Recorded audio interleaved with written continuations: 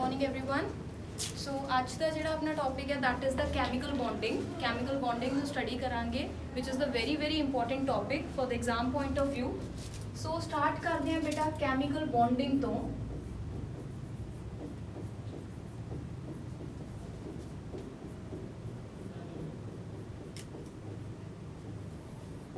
Chemical bonding जिहड़ी हैगी है रजे वो समझनी क्यों जरूरी है।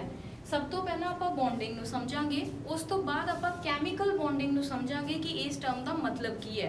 ठीक है, तो बॉन्ड एक्चुअल दे विच की हुंदा है। जदों भी तुसीं कैमिस्ट्री की गल करदे हो या साइंस की गल करदे हो तो कैमिस्ट्री दे विच बॉन्ड तो बिना कोई कॉन्सैप्ट जिहड़ा हैगा वो एग्जिस्ट ही नहीं करता। ठीक है, अगर आपां नूं बॉन्ड की समझ है, बॉन्डिंग की समझ है, किहड़े तरह के बॉन्ड हुंदे ने, किस तरीके नाल बनदे ने, ओनली देन आप कैमिस्ट्री नूं समझ सकते हैं, अदरवाइज आप कैमिस्ट्री नूं समझ ही नहीं सकते। अंडरस्टूड। तो कहने का मतलब ये हो गया कि बॉन्ड के उत्ते पूरी दी पूरी कैमिस्ट्री लाई करती है। There is no existence of the chemistry without any bond. ठीक है, अगर आप बॉन्ड नूं नहीं समझ पा रहे या आप बॉन्ड बारे कुछ नहीं जानते, दैट मीनस आप केमिस्ट्री बारे कुछ नहीं जानते। Understood. So let's start with today's topic that is the chemical bonding. Chemical bonding नूं समझण तो पहला बेटा आप समझांगे कि बॉन्ड की हुंदा है ते ओह क्यों बनता है। ठीक है, what is the bond and why is it formed. ठीक है, क्यों बनाया जाता है या क्यों बनता है, बॉन्ड की हुंदा है ते बॉन्ड दे बनन दा कारण की हुंदा है, उहनूं पहला स्टडी करते हैं, फिर आपां टेक्निकलिटी दे तरफ अगे कॉन्सैप्ट नूं आपदे नूं क्लीयर करांगे। तो बॉन्ड का मतलब की हुंदा है बेटा, आप मान लो अपनी डेली लाइफ के नाल भी डिस्कस करते हैं। ठीक है, जे इनू रिलेट करके देखिए तो एक बॉन्ड की चीज़ होंदी है। थोड़ा किसी के नाल कोई बॉन्ड है, थोड़ा थोड़े मदर फादर नाल कोई बॉन्ड है, थोड़ा भैन भरा दे नाल कोई बॉन्ड है, तो ਉਹਦਾ मतलब की हुंदा है कि थोड़े दोनों दे विच एक सांझ है। ठीक है, there is the sharing, some kind of sharing between two people. ठीक है, उन्होंने आप की कहने बॉन्डिंग है। थोड़ा कोई दोस्त है, तुसीं कहने हो मेरी ये बॉन्डिंग बहुत स्ट्रोंग है। वो बॉन्डिंग स्ट्रोंग होने का मतलब की होंदा है कि तुसीं आपदियां गल्लां नूं शेयर करते हो, तुसीं आपदे थॉट्स नूं एक्सचेंज करते हो। ठीक है, तुसीं उहनां नाल टाइम स्पेंड करना पसंद करते हो।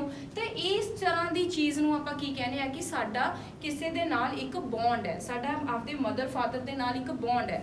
The bond is nothing but a force of attraction between any two species.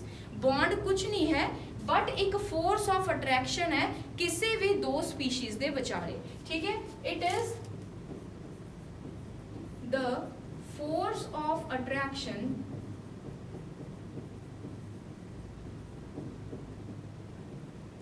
Between any two species.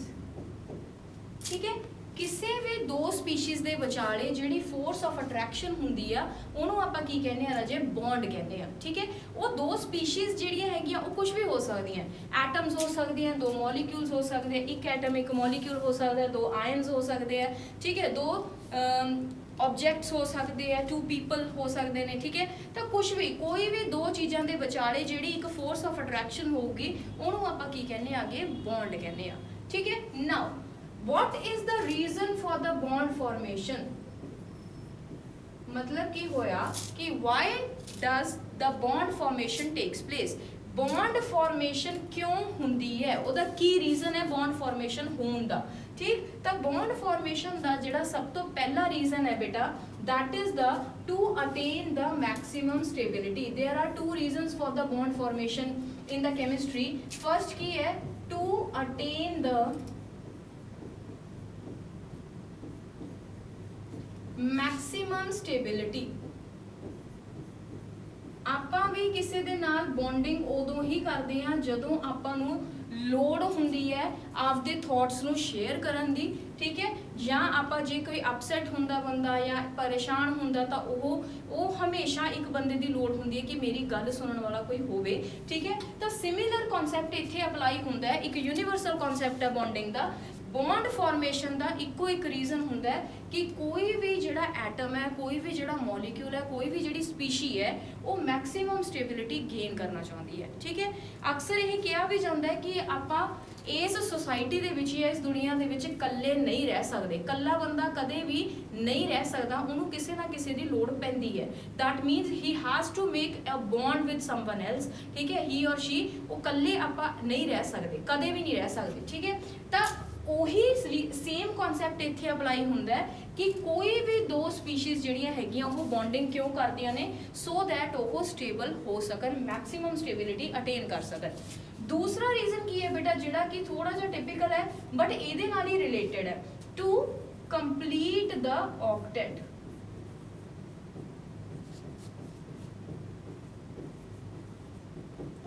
To complete its octet. Now what is the meaning of octet? Octet ਦਾ ਮਤਲਬ ਕੀ ਹੁੰਦਾ ਹੈ ਬੇਟਾ, ਅਖੀਰਲੇ shell ਦੇ ਵਿੱਚ ਕਿੰਨੇ ਇਲੈਕਟ੍ਰੋਨਸ ਹੋਣੇ, 8 electron, ਠੀਕ ਹੈ। ਤਾਂ ਆਕਟੇਟ ਦਾ ਮਤਲਬ ਹੁੰਦਾ ਆਪਣੇ ਕੋਲੇ ਅਖੀਰਲੇ ਸ਼ੈਲ ਦੇ ਵਿੱਚ 8 ਇਲੈਕਟ੍ਰੋਨਸ ਨੂੰ ਗੇਨ ਕਰਨਾ, ਠੀਕ ਹੈ।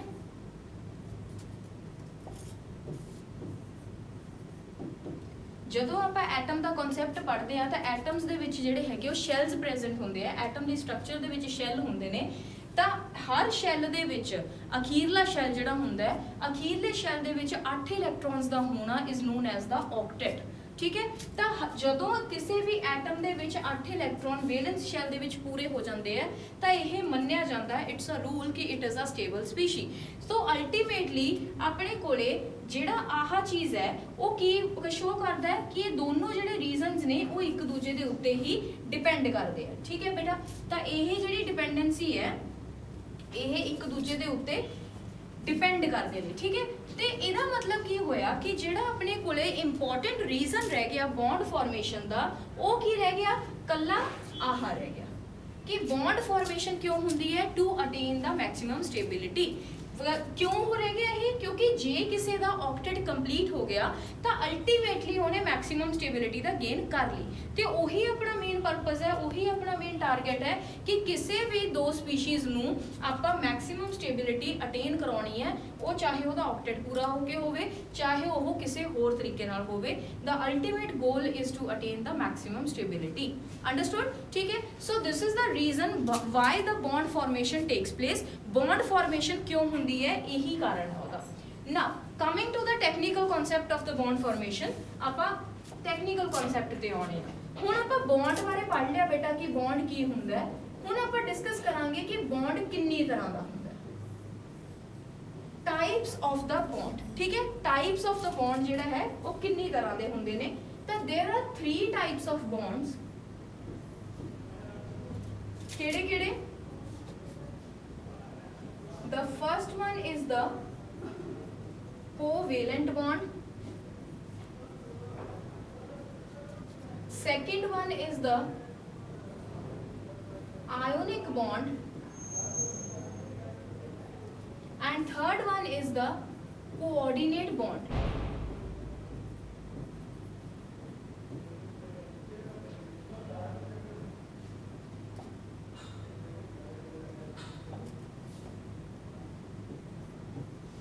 ਕੋਆਰਡੀਨੇਟ ਬੌਂਡ, ਠੀਕ ਹੈ ਜੀ। ਤਾਂ ਸਭ ਤੋਂ ਪਹਿਲਾਂ ਬੇਟਾ ਆਪਾਂ ਡਿਸਕਸ ਕਰਾਂਗੇ there are 3 types of bonds, covalent bond, ionic bond and coordinate bond। ਤਾਂ ਇਹਨਾਂ ਦੇ ਵਿੱਚੋਂ ਸਭ ਤੋਂ ਪਹਿਲਾਂ ਆਪਾਂ ਗੱਲ ਕਰਾਂਗੇ ਕੋਵੈਲੈਂਟ ਬੌਂਡ ਕੀ ਹੁੰਦਾ ਹੈ ਤੇ ਕਿਵੇਂ ਬਣਦਾ ਹੈ, ਠੀਕ ਹੈ। ਕੋਵੈਲੈਂਟ ਵਰਡ ਤੋਂ ਹੀ ਇੱਕ ਮਤਲਬ ਸਮਝ ਆਉਂਦਾ ਹੈ ਬੇਟਾ ਆਪਾਂ ਨੂੰ ਕਿ ਕੁਝ ਨਾ ਕੁਝ ਮਿਊਚੁਅਲੀ ਹੋਇਆ। ਕੋਵੈਲੈਂਟ ਦਾ ਮਤਲਬ ਕੀ ਹੋਇਆ ਕਿ ਦੋਨਾਂ ਦਾ ਮਿਊਚੁਅਲ ਇੰਟਰੈਕਸ਼ਨ ਹੋਇਆ, ਉਸ ਚੀਜ਼ ਨੂੰ ਆਪਾਂ ਕੋਵੈਲੈਂਟ ਕਹਿੰਦੇ ਆ, ਠੀਕ ਹੈ। ਹੁਣ ਕੋਵੈਲੈਂਟ ਬੌਂਡ ਜਿਹੜਾ ਹੈਗਾ ਉਹ ਬਣਦਾ ਕਿਵੇਂ ਹੈ, the bond formed by mutual sharing of electrons is known as the covalent bond, ਠੀਕ ਹੈ। ਜਦੋਂ ਆਪਣੇ ਕੋਲੇ ਮੰਨ ਲਓ ਦੋ ਐਟਮਸ ਲੈ ਲਏ, ਇੱਕ A ਐਟਮ ਲੈ ਲਿਆ, ਇੱਕ B ਐਟਮ ਲੈ ਲਿਆ। A ਐਟਮ ਆਪਦਾ 1 ਇਲੈਕਟ੍ਰੋਨ ਦਿੰਦਾ ਹੈ ਤੇ ਉਧਰੋਂ B ਐਟਮ ਵੀ ਆਪਣਾ 1 ਇਲੈਕਟ੍ਰੋਨ ਦਿੰਦਾ ਹੈ। ਦੋਨੋਂ ਜਦੋਂ ਇੰਟਰੈਕਸ਼ਨ ਕਰਦੇ ਨੇ ਤਾਂ ਇਸ ਇੰਟਰੈਕਸ਼ਨ ਦੇ ਵਿੱਚ ਇੱਥੇ ਇਸ ਤਰੀਕੇ ਨਾਲ ਆਹ ਬੌਂਡਿੰਗ ਹੁੰਦੀ ਹੈ and this bond is known as the covalent bond. Understood, ਠੀਕ ਹੈ। ਤਾਂ ਆਪਾਂ ਇਹਨੂੰ ਲਿਖ ਸਕਦੇ ਹਾਂ the bond formed by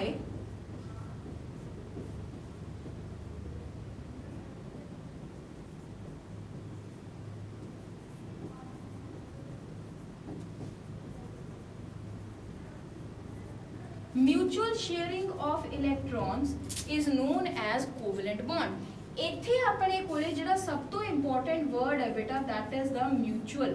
यह म्यूचुअल वर्ड बहुत ज़्यादा इंपॉर्टेंट है, क्यों? क्योंकि इत्थे जिन्ने एटम्स जिहड़े हैगे आ वो एक वो दिंदा है, उन्ने ही दूसरा भी दिंदा है, ठीक है? अंडरस्टूड? सो म्यूचुअल वर्ड जिहड़ा हैगा that is the very very important word here. ਤਾਂ ਇਸ ਡੈਫੀਨੇਸ਼ਨ ਦੇ ਵਿੱਚੋਂ ਜੇ ਆਪਾਂ ਮਿਊਚੁਅਲ ਵਰਡ ਨੂੰ ਕੱਢ ਦਈਏ ਤਾਂ ਇਹ ਡੈਫੀਨੇਸ਼ਨ ਕਿਤੇ ਨਾ ਕਿਤੇ ਗਲਤ ਹੋ ਜਾਂਦੀ ਹੈ। ਕਈ ਵਾਰੀ ਆਪਾਂ ਕੀ ਕਹਿ ਦਿੰਦੇ ਆ, the bond formed by the sharing of electron is the covalent bond. ਇਹ ਗੱਲ ਗਲਤ ਨਹੀਂ ਹੈ, ਠੀਕ ਹੈ? ਬਟ ਜੇ ਤੁਸੀਂ ਐਕਚੁਅਲ ਡੈਫੀਨੇਸ਼ਨ ਦੇਖੋਗੇ ਤਾਂ ਜਦੋਂ ਆਪਣੇ ਕੋਲੇ ਮਿਊਚੁਅਲ ਕੰਟਰੀਬਿਊਸ਼ਨ ਹੁੰਦਾ ਹੈ ਜਾਂ ਮਿਊਚੁਅਲ ਸ਼ੇਅਰਿੰਗ ਹੁੰਦੀ ਹੈ, ਉਸ ਬੌਂਡ ਨੂੰ ਆਪਾਂ ਕੀ ਕਹਿੰਦੇ ਆਗੇ? ਕੋਵਲੈਂਟ ਬੌਂਡ ਕਹਿੰਦੇ ਆ। Now what is the meaning of the mutual over here? Meaning ਕੀ ਹੈ ਮਿਊਚੁਅਲ ਦਾ? म्यूचुअल वर्ड का मतलब होंगे इक्वल कंट्रीब्यूशन। जिन्ने एटम जिन्ने एक इलैक्ट्रॉन जिन्ने इलैक्ट्रॉन्स एक एटम प्रोवाइड कर रहे हैं उन्ने ही इलैक्ट्रॉन दूसरे एटम भी प्रोवाइड कर रहे हैं, तो उन्होंने आपां की कहने आ म्यूचुअल शेयरिंग। मान लो आपां कहने आ कि असी एक पार्टी कर रहे हैं या बच्चे जिहड़े हैगे अक्सर वो पार्टी करते हैं, तो पार्टी करने लई आपां कहने आ कि चलो कंट्रीब्यूशन करते हैं, ठीक है? तो इक्वल कंट्रीब्यूशन का मतलब होंदा है वो कि जिन्ने मान लो 50 रुपीज़ एक जाने ने पाए तो बाकी सारे भी 50-50 रुपीज़ पाउणगे, तो उन्होंने आपां की कहने आगे म्यूचुअल कंट्रीब्यूशन। म्यूचुअल मतलब साझा, ठीक है? तो इत्थे अपने कोले जिहड़ा कोवलेंट बॉन्ड है वो म्यूचुअल शेयरिंग ऑफ इलैक्ट्रॉन्स दे नाल बनदा है। Understood? So this is the basic concept of the covalent bond. Next आ गया बेटा अगला जिहड़ा अपने कोले है that is the ionic bond. Ionic bond की हुंदा है? आयोनिक बॉन्ड दे भी नाम तो क्लीयर है, ठीक है, कि जेड़े जिहदे बॉन्ड दे विच आयन्स पार्टिसिपेट करदे हैं, तो यही जिहड़ा बॉन्ड है वो किस तरह बनूगा? The bond formed bye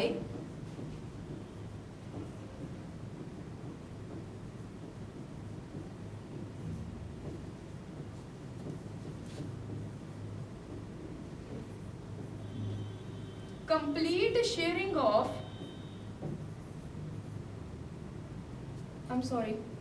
the bond formed by not sharing, complete transfer of electrons। Understood? तो ਇਹਦੇ ਵਿੱਚ बेटा this is the definition of the ionic bond।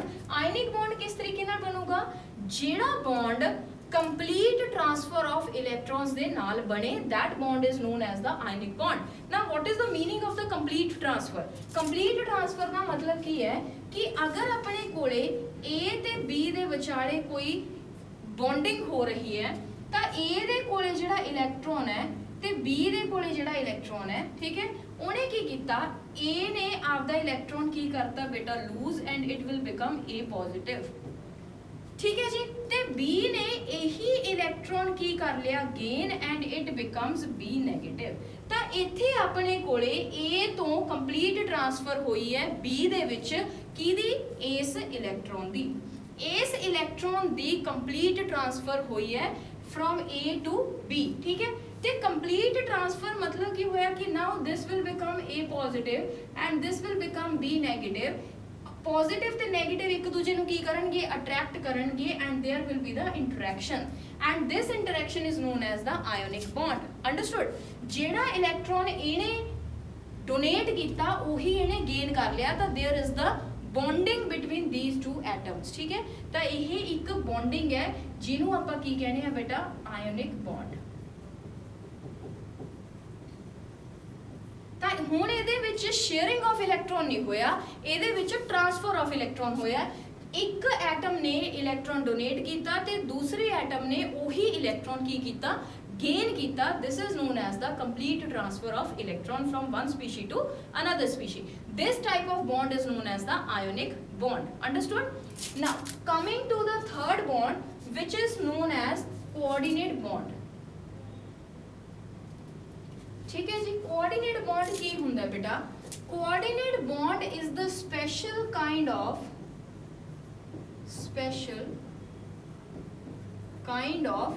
Covalent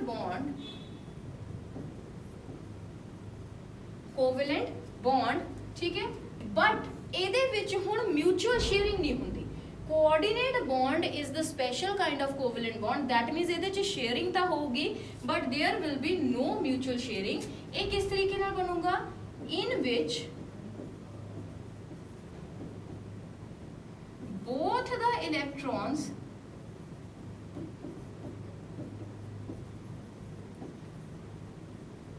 are given by one atom but shared by both the atoms। ਇੱਥੇ atoms ਦੀ ਥਾਂ ਤੇ ਤੁਸੀਂ ਸਪੀਸ਼ੀ ਵੀ ਲਿਖ ਸਕਦੇ ਹੋ, ਠੀਕ ਹੈ, it can be anything, molecule ਵੀ ਹੋ ਸਕਦਾ ਹੈ। ਤਾਂ ਆਪਣੇ ਕੋਲੇ ਕੀ ਹੈ, ਇਹਨੂੰ ਆਪਾਂ ਬ੍ਰੈਕਟ 'ਚ ਇੱਥੇ ਲਿਖ ਹੀ ਲਓ ਸਪੀਸ਼ੀ, ਤਾਂ ਕਿ ਕੁਝ ਮਿਸਅੰਡਰਸਟੈਂਡਿੰਗ ਨਾ ਹੋਵੇ। ਐਟਮਸ ਮੈਂ ਇੱਕ ਸਪੈਸੀਫਿਕ ਟਰਮ ਯੂਜ਼ ਕਰ ਲਿਆ, ਤੁਸੀਂ ਸਪੀਸ਼ੀ ਲਿਖ ਸਕਦੇ ਹੋ। ਇਨ ਜਨਰਲ ਆਪਾਂ ਸਪੀਸ਼ੀ ਕਹਿ ਸਕਦੇ ਹਾਂ ਕਿਉਂਕਿ ਜ਼ਰੂਰੀ ਨਹੀਂ ਹੈ ਕਿ ਇਹ ਹਮੇਸ਼ਾ ਐਟਮਸ ਦੇ ਵਿਚਾਲੇ ਹੀ ਬਣੇ, ਠੀਕ ਹੈ।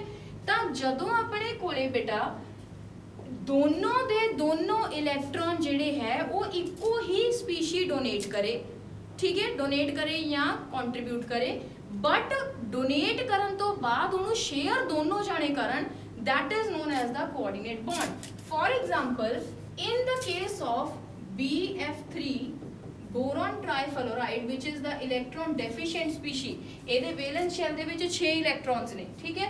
ਤਾਂ boron trifluoride ਦਾ ਆਕਟੇਟ ਪੂਰਾ ਕਰਨ ਲਈ ਜਿਹੜਾ ਅਮੋਨੀਆ ਹੁੰਦਾ NH3, it contains 2 electrons in its valence shell which is non bonded, ਜਿਹਨੂੰ ਆਪਾਂ lone pair ਕਹਿ ਦਿੰਦੇ ਆ। Nitrogen is containing the lone pair and it donates its lone pair to the BF3।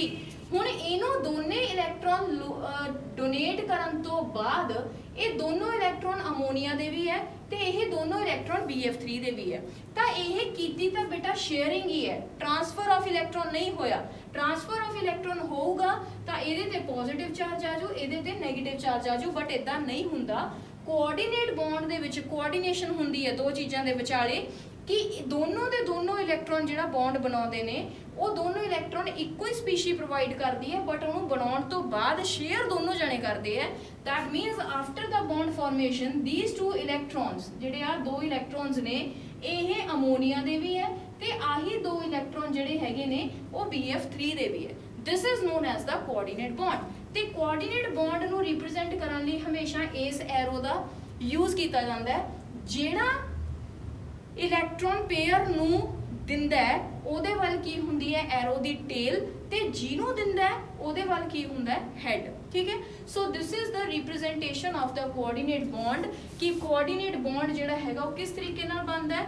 ਆਪਾਂ ਨੂੰ ਇੱਕ ਗੱਲ ਪਤਾ ਹੋਣੀ ਚਾਹੀਦੀ ਹੈ ਬੇਟਾ ਕਿ ਬੌਂਡ ਬਣਾਉਣ ਵਾਸਤੇ ਘੱਟੋ ਘੱਟ 2 ਇਲੈਕਟ੍ਰੋਨਸ ਦੀ ਲੋੜ ਹੁੰਦੀ ਹੈ, ਵੱਧ ਵੀ ਹੁੰਦੇ ਨੇ ਬਟ ਘੱਟੋ ਘੱਟ ਮਿਨੀਮਮ ਕਿੰਨੇ ਚਾਹੀਦੇ ਹੈ 2 ਇਲੈਕਟ੍ਰੋਨਸ। ਤਾਂ ਦੋਨੋਂ ਇਲੈਕਟ੍ਰੋਨ ਕੋਈ ਇੱਕ ਸਪੀਸ਼ੀ ਪ੍ਰੋਵਾਈਡ ਕਰਦੀ ਹੈ ਬਟ ਪ੍ਰੋਵਾਈਡ ਕਰਨ ਤੋਂ ਬਾਅਦ ਸ਼ੇਅਰ ਦੋਨੋਂ ਜਾਣੇ ਕਰਦੇ ਆ, ਇਸ ਕਰਕੇ ਇਹਨੂੰ ਆਪਾਂ special kind of covalent bond ਕਹਿੰਦੇ ਆ। And this is also known as the dative bond. Coordinate bond ਦਾ ਜਿਹੜਾ ਦੂਸਰਾ ਨਾਮ ਹੈ that is the dative bond. ਕਈ ਵਾਰੀ ਪੇਪਰ ਦੇ ਵਿੱਚ ਇਸ ਨਾਮ ਦੇ ਨਾਲ ਕੁਐਸਚਨ ਆ ਜਾਂਦਾ ਡੇਟਿਵ ਬੌਂਡ, ਠੀਕ ਹੈ। ਤਾਂ ਕੋਆਰਡੀਨੇਟ ਬੌਂਡ ਜਾਂ ਡੇਟਿਵ ਬੌਂਡ ਦੋਨੋਂ ਸੇਮ ਹੀ ਚੀਜ਼ ਹੈ, ਦੋਨੋਂ ਇੱਕੋ ਹੀ ਤਰ੍ਹਾਂ ਦੇ ਬੌਂਡ ਦਾ ਨਾਮ ਹੈ, ਠੀਕ ਹੈ ਬੇਟਾ। So this is all about the basic information regarding the bond formation and the types of the bond. Bond ਕਿੰਨੇ ਤਰ੍ਹਾਂ ਦੇ ਹੁੰਦੇ ਆ, ਬੌਂਡ ਕੀ ਹੁੰਦਾ ਤੇ ਬੌਂਡ ਕਿਉਂ ਬਣਦਾ ਹੈ, ਉਹ ਤਿੰਨ ਕਨਸੈਪਟ ਆਪਾਂ ਇੱਥੇ ਕਰ ਚੁੱਕੇ ਹਾਂ, ਠੀਕ ਹੈ। Coming to the next concept, ਹੁਣ ਆਪਾਂ ਗੱਲ ਕਰਾਂਗੇ ਬੇਟਾ ਕੋਵੈਲੈਂਟ ਬੌਂਡ ਦੀ। ਕੋਵੈਲੈਂਟ ਬੌਂਡ ਜਿਹੜਾ ਹੈਗਾ ਉਹ ਫਰਦਰ 2 ਤਰ੍ਹਾਂ ਦਾ ਹੁੰਦਾ ਹੈ, 2 ਤਰ੍ਹਾਂ ਦਾ ਹੁੰਦਾ ਹੈ। ਕਿਹੜਾ ਕਿਹੜਾ? ਇੱਕ ਹੁੰਦਾ ਪੋਲਰ ਕੋਵੈਲੈਂਟ ਬੌਂਡ,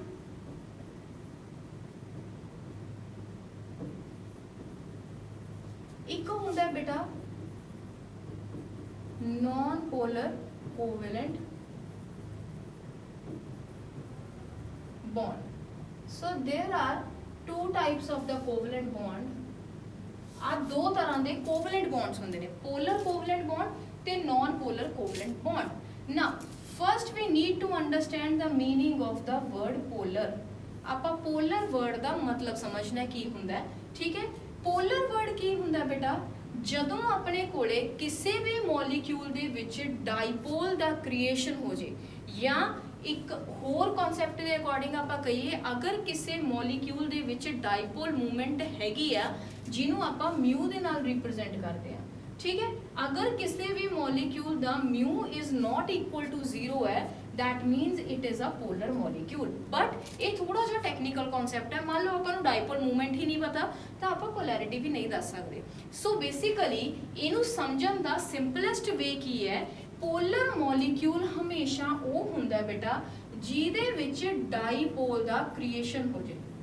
ਹੁਣ ਡਾਈਪੋਲ ਦਾ ਮਤਲਬ ਕੀ ਹੋਇਆ, ਡਾਈ ਦਾ ਮਤਲਬ ਹੋਇਆ ਦੋ, ਪੋਲ ਦਾ ਮਤਲਬ ਹੋਇਆ ਚਾਰजेस ਪੋਜ਼ਿਟਿਵ ਤੇ ਨੈਗੇਟਿਵ, ਜਿਹਦੇ ਵਿੱਚ ਪੋਜ਼ਿਟਿਵ ਤੇ ਨੈਗੇਟਿਵ ਚਾਰਜ ਐਗਜ਼ਿਸਟ ਕਰਦੇ ਨੇ ਜਾਂ ਕ੍ਰੀਏਟ ਹੋ ਜਾਂਦੇ ਨੇ, ਉਸ ਤਰ੍ਹਾਂ ਦੇ ਮੋਲੀਕਿਊਲ ਨੂੰ ਆਪਾਂ ਕੀ ਕਹਿੰਦੇ ਆਂਗੇ, ਪੋਲਰ ਮੋਲੀਕਿਊਲ। ਹੁਣ ਆਪਾਂ ਨੂੰ ਕਿੱਦਾਂ ਪਤਾ ਲੱਗੂਗਾ ਕਿ ਕਿਸੇ ਵੀ ਮੋਲੀਕਿਊਲ ਦੇ ਵਿੱਚ ਇਹ ਦੋ ਚਾਰजेस ਜਿਹੜੇ ਹੈਗੇ ਆ ਉਹ ਐਗਜ਼ਿਸਟ ਕਰਦੇ ਆ। So this can be tell on the basis of the electronegativity, ਠੀਕ ਹੈ। ਕਿਸੇ ਵੀ ਦੋ ਐਟਮਸ ਦੀਆਂ ਜਿਹੜੀਆਂ ਇਲੈਕਟ੍ਰੋਨੈਗੇਟਿਵਿਟੀਜ਼ ਹੁੰਦੀਆਂ ਨੇ, ਜਦੋਂ ਇੱਕ ਦੀ ਇਲੈਕਟ੍ਰੋਨੈਗੇਟਿਵਿਟੀ ਜ਼ਿਆਦਾ ਹੁੰਦੀ ਹੈ ਤੇ ਦੂਸਰੇ ਦੀ ਕੀ ਹੁੰਦੀ ਹੈ, ਘੱਟ ਹੁੰਦੀ ਹੈ, ਤਾਂ ਜਿਹਦੀ ਜ਼ਿਆਦਾ ਹੁੰਦੀ ਹੈ ਬੇਟਾ ਉਹਦੇ ਤੇ ਨੈਗੇਟਿਵ ਚਾਰਜ ਆ ਜਾਂਦਾ ਹੈ ਤੇ ਜਿਹਦੀ ਘੱਟ ਹੁੰਦੀ ਹੈ ਉਹਦੇ ਤੇ ਪੋਜ਼ਿਟਿਵ ਚਾਰਜ ਆ ਜਾਂਦਾ ਹੈ। ਅੰਡਰਸਟੂਡ, ਠੀਕ ਹੈ। ਤਾਂ ਇੱਥੇ ਆਪਣੇ ਕੋਲੇ ਹੁਣ ਦੋ ਪੋਲਸ ਕ੍ਰੀਏਟ ਹੋ ਗਏ, ਇੱਕ ਪੋਜ਼ਿਟਿਵ ਪੋਲ ਤੇ ਇੱਕ ਨੈਗੇਟਿਵ ਪੋਲ। ਇਸ ਤਰ੍ਹਾਂ ਦੀ ਕ੍ਰੀਏਸ਼ਨ ਨੂੰ ਆਪਾਂ ਕੀ ਕਹਿੰਦੇ ਆਂਗੇ, ਡਾਈਪੋਲ, ਤੇ ਇਸ ਤਰ੍ਹਾਂ ਦੇ ਮੋਲੀਕਿਊਲ ਨੂੰ ਆਪਾਂ ਕੀ ਕਹਿੰਦੇ ਆਂਗੇ, ਪੋਲਰ ਮੋਲੀਕਿਊਲ। ਅਗਰ ਇਹ ਮੋਲੀਕਿਊਲ ਪੋਲਰ ਹੈ ਬੇਟਾ ਤਾਂ ਇਹ ਬੌਂਡ ਵੀ ਕੀ ਹੈਗਾ, ਪੋਲਰ ਬੌਂਡ। ਅੰਡਰਸਟੂਡ। ਹੁਣ ਦੇਖੋ, ਹੁਣ ਆਪਾਂ ਦੋ ਤਰ੍ਹਾਂ ਦੇ ਕੋਵਲੈਂਟ ਬੌਂਡ ਦੀ ਗੱਲ ਕੀਤੀ। The first one is the polar covalent bond and second one is the non-polar covalent bond, ठीक है। polar covalent bond ਕੀ ਚੀਜ਼ ਹੁੰਦੀ ਹੈ, ਜਦੋਂ ਆਪਣੇ ਕੋਲੇ ਇੱਕ ਚੀਜ਼ ਤਾਂ ਆਪਾਂ ਨੂੰ ਬਿਲਕੁਲ ਸ਼ੋਰ ਹੈ ਕਿ we are talking about the covalent bond. Covalent bond ਦਾ ਮਤਲਬ ਕੀ ਹੈ ਕਿ we are sharing the electrons, electron ਜਿਹੜੇ ਹੈਗੇ ਨੇ ਉਹ ਮਿਊਚੁਅਲੀ ਸ਼ੇਅਰ ਹੋ ਰਹੇ ਹੈ। ਬਟ ਇੱਥੇ ਆ ਕੇ ਜਿਹੜਾ ਆਹ ਵਰਡ ਹੈ ਪੋਲਰ ਤੇ ਨਾਨ ਪੋਲਰ, ਇਹਨੇ ਇਸ ਦੇ ਮੀਨਿੰਗ ਨੂੰ ਕਿਸ ਤਰੀਕੇ ਨਾਲ ਚੇਂਜ ਕੀਤਾ, ਆਪਾਂ ਉਹਨੂੰ ਸਟੱਡੀ ਕਰਨਾ ਹੈ, ਠੀਕ ਹੈ। ਤਾਂ ਮੰਨ ਲਓ ਬੇਟਾ ਆਪਣੇ ਕੋਲੇ ਇੱਕ ਮੋਲੀਕਿਊਲ ਹੈ HCl which is also known as the hydrochloric acid, ਠੀਕ ਹੈ। HCl ਇੱਕ ਮੋਲੀਕਿਊਲ ਹੈ। ਕੋਵਲੈਂਟ ਬੌਂਡ ਦਾ ਇੱਕ ਰੂਲ ਹੁੰਦਾ ਹੈ ਕਿ ਕੋਵਲੈਂਟ ਬੌਂਡ ਹਮੇਸ਼ਾ ਦੋ ਨੌਨ ਮੈਟਲਸ ਦੇ ਵਿਚਾਲੇ ਬਣਦਾ ਹੈ, ਟੂ ਨੌਨ ਮੈਟਲਸ, ठीक है। Covalent bond is formed in between two non metals always, understood. हुण अपने कोले हाइड्रोजन भी नॉन मेटल है ते क्लोरीन भी नॉन मेटल है, गॉट इट, ठीक है। जे ये दोनों नॉन मेटल्स है दैट मीनस ये दोनों इलेक्ट्रॉन्स शेयर करके की बनाउणगे, कोवलेंट बॉन्ड बनाउणगे। बट ਜਿਹੜੀ ਹਾਈਡਰੋਜਨ ਦੀ ਇਲੈਕਟ੍ਰੋਨੈਗੇਟਿਵਿਟੀ ਹੈ ਬੇਟਾ ਉਹ ਕਿੰਨੀ ਹੈ ਆਪਣੇ ਕੋਲੇ, ਅਰਾਊਂਡ 2.1, ਤੇ ਜਿਹੜਾ ਕਲੋਰੀਨ ਹੈ, ਕਲੋਰੀਨ ਦੀ ਇਲੈਕਟ੍ਰੋਨੈਗੇਟਿਵਿਟੀ ਹੈਗੀ ਅਰਾਊਂਡ 3.5, ਠੀਕ ਹੈ। ਇਲੈਕਟ੍ਰੋਨੈਗੇਟਿਵਿਟੀ ਕੀ ਹੁੰਦੀ ਹੈ, ਇਲੈਕਟ੍ਰੋਨਸ ਨੂੰ ਗੇਨ ਕਰਨ ਦੀ ਟੈਂਡੈਂਸੀ, ਆਪਦੇ ਵੱਲ ਇਲੈਕਟ੍ਰੋਨਸ ਅਟਰੈਕਟ ਕਰਨ ਦੀ ਟੈਂਡੈਂਸੀ, ਉਹ ਹਾਈਡਰੋਜਨ ਦੀ ਕਿੰਨੀ ਹੈ 2.1, ਕਲੋਰੀਨ ਦੀ ਕਿੰਨੀ ਹੈ 3.5। ਤਾਂ ਜਦੋਂ ਆਪਾਂ ਇਹਦਾ ਡਿਫਰੈਂਸ ਲਿਖਾਂਗੇ ਤਾਂ ਡਿਫਰੈਂਸ ਕਿੰਨਾ ਆ ਗਿਆ 1.4। ਦੈਟ ਮੀਨਸ ਕਿ there is a large difference between the electronegativities of hydrogen and chlorine, got it, ठीक है। ਜਿਹਦੇ ਕਰਕੇ ਹੁਣ ਆਪਣੇ ਕੋਲੇ ਜਿਹਦੇ ਕਰਕੇ ਹੁਣ ਕਲੋਰੀਨ ਜਿਹੜਾ ਹੈਗਾ it is more electronegative, more electronegative, ਤੇ ਮੋਰ ਇਲੈਕਟ੍ਰੋਨੈਗੇਟਿਵ ਅਗਰ ਹੋਊਗਾ ਤਾਂ ਇਹ ਵਿਚਲੇ ਇਲੈਕਟ੍ਰੋਨਸ ਨੂੰ ਆਪਦੇ ਵੱਲ ਥੋੜਾ ਜਿਹਾ ਕੀ ਕਰ ਲੂਗਾ, ਅਟਰੈਕਟ ਕਰ ਲੂਗਾ। ਦੈਟ ਮੀਨਸ ਕਿ ਆਹ ਜਿਹੜਾ ਬੌਂਡ ਹੈ ਇਹ ਐਗਜ਼ੈਕਟਲੀ ਸੈਂਟਰ ਦੇ ਵਿੱਚ ਨਹੀਂ ਰਹੂਗਾ, ਠੀਕ ਹੈ। ਜਿਹੜਾ ਆਪਣੇ ਕੋਲੇ ਆ ਇਲੈਕਟ੍ਰੋਨ ਪੇਅਰ ਸੀਗਾ ਹੁਣ ਉਹ ਥੋੜਾ ਜਿਹਾ ਕਿਹਦੇ ਵੱਲ ਟਿਲਟ ਹੋ ਜਾਊਗਾ, ਕਲੋਰੀਨ ਵੱਲ ਟਿਲਟ ਹੋ ਜਾਊਗਾ ਡਿਊ ਟੂ ਮੋਰ ਇਲੈਕਟ੍ਰੋਨੈਗੇਟਿਵਿਟੀ। ਤਾਂ ਇਹ ਇਲੈਕਟ੍ਰੋਨ ਕਲਾਊਡ ਨੂੰ ਆਪਾਂ ਇਸ ਤਰੀਕੇ ਨਾਲ ਦਿਖਾ ਦਿੰਦੇ ਹਾਂ। ਹੁਣ ਅਗਲਾ ਕਨਸੈਪਟ ਕੀ ਹੈ ਕਿ ਕਲੋਰੀਨ ਨੇ ਆ ਦੋ ਇਲੈਕਟ੍ਰੋਨਸ ਨੂੰ ਆਪਦੇ ਵੱਲ ਅਟਰੈਕਟ ਕਰ ਲਿਆ, but still the bond is in between hydrogen and chlorine। Bond हजे भी किहदे विचाले है, हाइड्रोजन ते क्लोरीन दे विचाले हैगा। हाइड्रोजन ने आपदा इलैक्ट्रॉन लूज नहीं किया, इस करके इहदे उत्ते की आ जाऊगा पार्शियल नैगेटिव चार्ज ते इहदे उत्ते की आ जाऊगा पार्शियल पॉजिटिव चार्ज। पार्शियल का मतलब की होया कि कंप्लीट ट्रांसफर नहीं हुई इलैक्ट्रॉन दी, ਪਾਰਸ਼ੀਅਲ ਟ੍ਰਾਂਸਫਰ ਹੋਈ ਹੈ। ਇਹਨੇ ਆਪਦਾ ਇਲੈਕਟ੍ਰੋਨ ਥੋੜਾ ਜਿਹਾ ਉਧਰ ਨੂੰ ਮੂਵ ਕਰਾਤਾ, ਜਾਂ ਆਪਾਂ ਕਹਿ ਸਕਦੇ ਹਾਂ ਕਲੋਰੀਨ ਨੇ ਹਾਈਡਰੋਜਨ ਦੇ ਇਲੈਕਟ੍ਰੋਨ ਨੂੰ ਥੋੜਾ ਜਿਹਾ ਆਪਦੇ ਵੱਲ ਕੀ ਕਰ ਲਿਆ, ਅਟਰੈਕਟ ਕਰ ਲਿਆ ਲਾਈਕ ਦਿਸ। ਬਟ ਸਟਿਲ ਇਹ ਦੋਨਾਂ ਇਲੈਕਟ੍ਰੋਨਸ ਦੀ ਸ਼ੇਅਰਿੰਗ ਜਿਹੜੀ ਹੈਗੀ ਆ ਉਹ ਐਗਜ਼ਿਸਟ ਕਰ ਰਹੀ ਹੈ। ਇਸ ਕਰਕੇ ਉਸ ਥੋੜੇ ਜਿਹੇ ਅਟਰੈਕਸ਼ਨ ਨੂੰ ਜਾਂ ਥੋੜੀ ਜਿਹੀ ਮੂਵਮੈਂਟ ਆਫ ਦਾ ਬੌਂਡ ਨੂੰ ਆਪਾਂ ਪਾਰਸ਼ੀਅਲ ਨਾਲ ਰਿਪਰੈਜ਼ੈਂਟ ਕਰਦੇ ਆ। ਤਾਂ ਇਹਦੇ ਤੇ ਤੁਸੀਂ ਕਦੇ ਵੀ ਆਏ ਨਹੀਂ ਲਿਖ ਸਕਦੇ ਵੀ ਆਹ ਨੈਗੇਟਿਵ ਹੋ ਗਿਆ ਤੇ ਆਹ ਪੋਜ਼ਿਟਿਵ ਹੋ ਗਿਆ, ਨੋ। ਦੋਨੋਂ ਨॉन ਮੈਟਲਸ ਹੈ। ਨॉन ਮੈਟਲਸ ਦਾ ਜਿਹੜੀ ਟੈਂਡੈਂਸੀ ਹੁੰਦੀ ਹੈ ਉਹ ਹਮੇਸ਼ਾ ਇਲੈਕਟ੍ਰੋਨਸ ਨੂੰ ਗੇਨ ਕਰਨ ਦੀ ਹੁੰਦੀ ਹੈ, ਨਾ ਕਿ ਲੂਜ਼ ਕਰਨ ਦੀ, ਠੀਕ ਹੈ।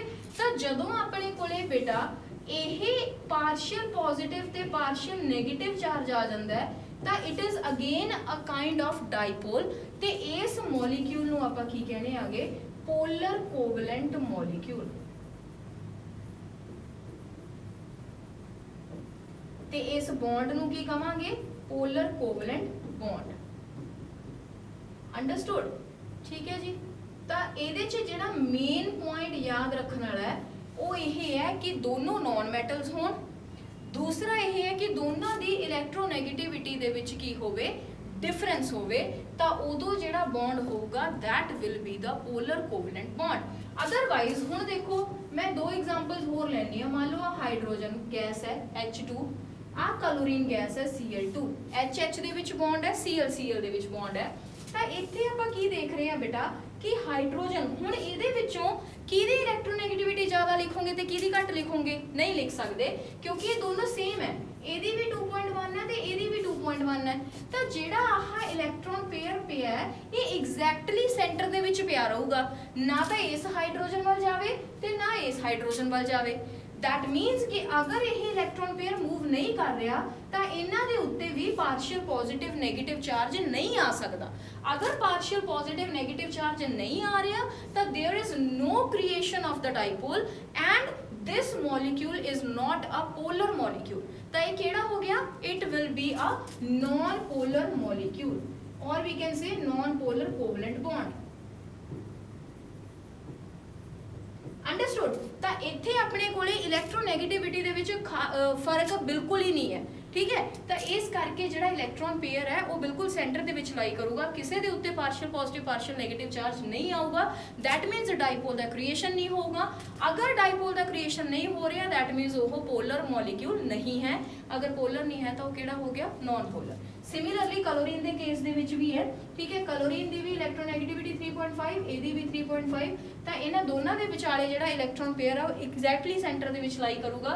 ਇਹਦੇ ਵਿੱਚ ਕੋਈ ਚਾਰਜ ਸੈਪਰੇਸ਼ਨ ਜਿਹੜੀ ਹੈਗੀ ਉਹ ਨਹੀਂ ਹੋਊਗੀ। So it is again a non polar molecule. Understood? So these are the two types of the polar covalent bond and non-polar covalent bond. Next आ गया बेटा अगला जिहड़ा concept है कोवलेंट बॉन्ड बनन दियां ਜਿਹੜੀਆਂ ਦੋ ਕੰਡੀਸ਼ਨਸ ਨੇ ਉਹ ਮੈਂ ਤੁਹਾਨੂੰ ਦੱਸਦੀ ਹਾਂ, ਠੀਕ ਹੈ। ਪਹਿਲੀ ਜਿਹੜੀ ਸਭ ਤੋਂ ਇੰਪੋਰਟੈਂਟ ਕੰਡੀਸ਼ਨ ਹੈ ਉਹ ਕੀ ਹੈ ਕਿ ਕੋਵਲੈਂਟ ਬੌਂਡ ਜਿਹੜਾ ਹੈਗਾ ਉਹ ਹਮੇਸ਼ਾ ਦੋ ਨॉन ਮੈਟਲਸ ਦੇ ਵਿਚਾਲੇ ਬਣਦਾ ਹੈ, ਠੀਕ ਹੈ। ਹੁਣ ਆਪਾਂ ਗੱਲ ਕਰਾਂਗੇ ਆਇਓਨਿਕ ਬੌਂਡ ਦੀ। ਕੋਵਲੈਂਟ ਬੌਂਡ ਦੀ ਐਗਜ਼ਾਮਪਲਸ ਕਰ ਲੈਂਦੇ ਆ, ਜਿਵੇਂ CCl4 ਹੈ,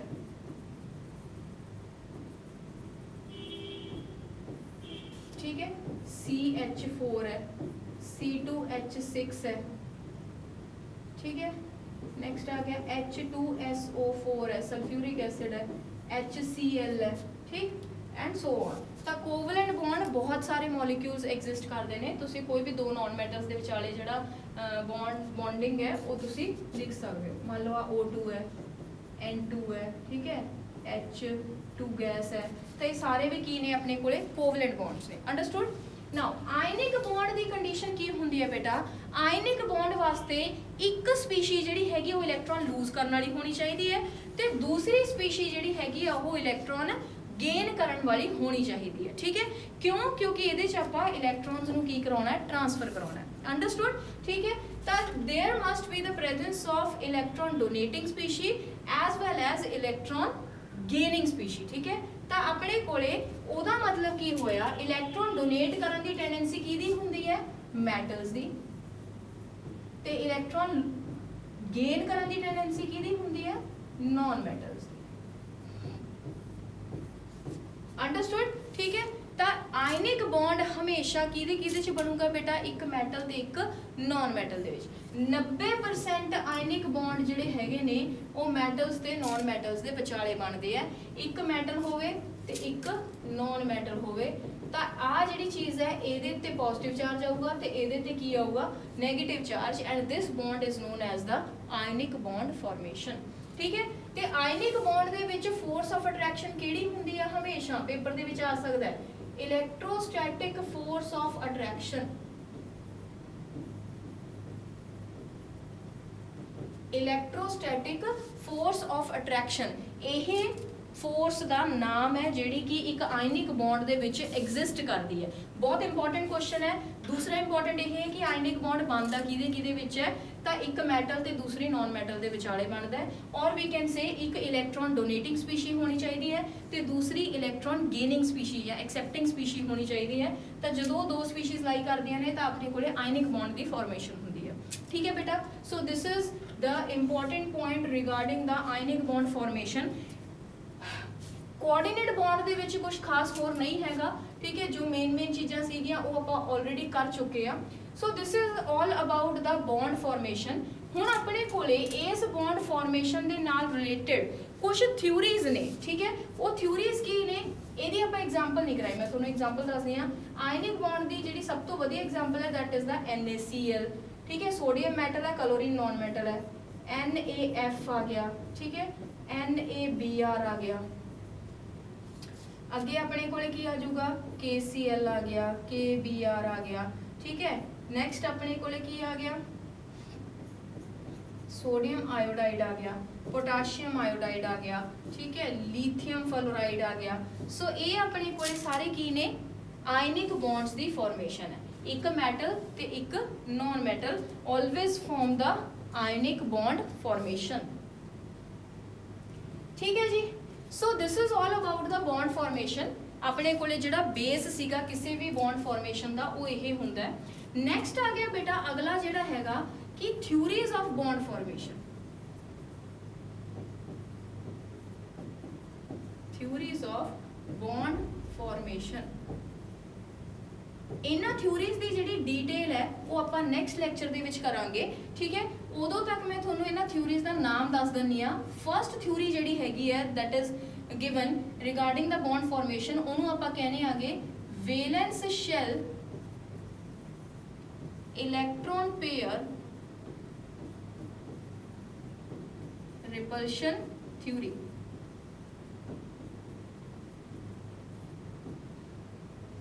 valence shell electron pair repulsion theory जिन्हों आप शॉर्ट फॉर्म दे विच वसैपर भी लिख दें। वैसे तो वैस्पर बनता है पर इनू वसैपर लिखा जाता है। बोलते वैस्पर थ्योरी है, लिखिया वसैपर जाता। ठीक है।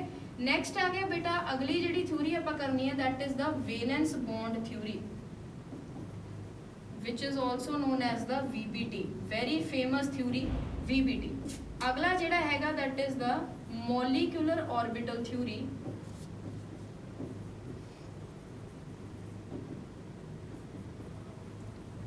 जिन्हों आप की कह दें MOT। तो ये तीन थ्योरीज ने जिन्होंने आप स्टडी करना है तो जिन्होंने बेस से क्वेश्चन पूछा जाता है। हाइब्रिडाइजेशन का एक कॉन्सैप्ट होंगे that is the very very important concept which will be do in the next lecture. Till then इनू प्लीज़ ध्यान नाल पढ़ो, जो भी इसका बेस है उन्होंने स्ट्रोंग करो, फिर थ्योरीज क्यों करने के कोई भी दिक्कत नहीं होगी। ठीक है। Till then thank you so much. Next lecture मिलते हैं बेटा।